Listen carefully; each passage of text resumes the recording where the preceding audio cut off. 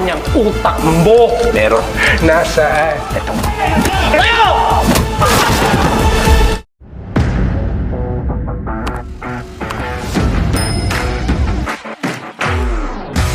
Nagsalita si Miguelito sa harap ng entablado. Ipinagmalaki niya ang kanyang pinag-aralan.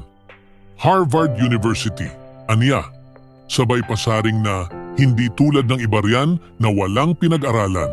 Nagpatuloy sa pasaring si Miguelito, sinabing dapat iboto ang may alam, hindi ang mga mangmang.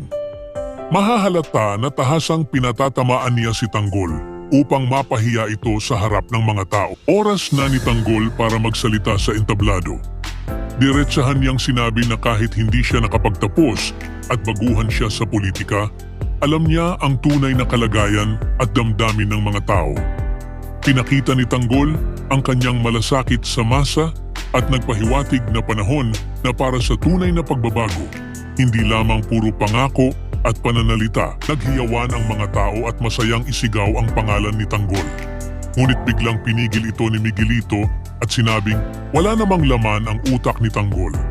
Sumagot si Tanggol na meron at nang tanungin ni Miguelito kung saan, bigla niyang pinakita ang kanyang kamao at sinuntok si Miguelito.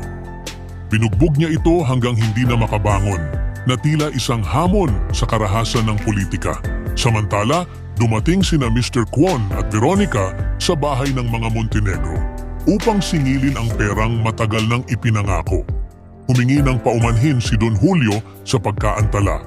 Galit na galit si Mr. Kwon at hinablot ang damit ni Don Julio.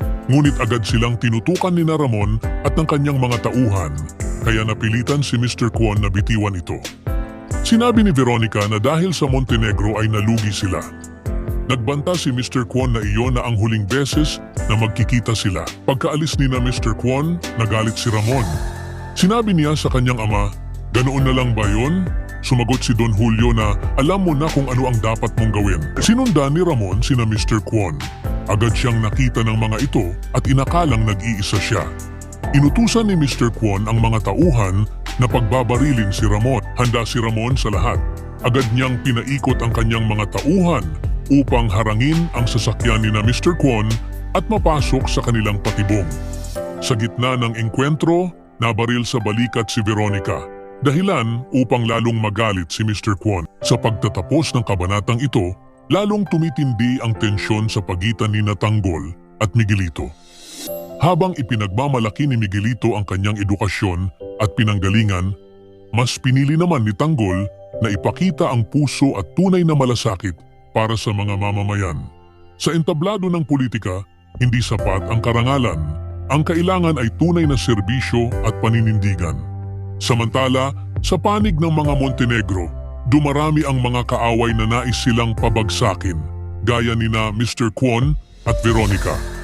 Ngunit pinakita ni Ramon na handa siyang ipaglaban ang pamilya laban sa mga banta sa pamamagitan ng matapang at maagap na aksyon. Habang papalapit ang eleksyon, mas umiigting ang tunggalian ng kapangyarihan, interes at prinsipyo. Ang tanong na ngayon, sa gitna ng politika, pagkakautang at karahasan, sino ang mananaig? Ang may pangalan at diploma? O ang may puso at paninindigan? Sabihin sa comment section.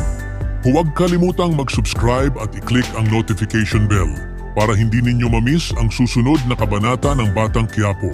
Maraming salamat sa panunood.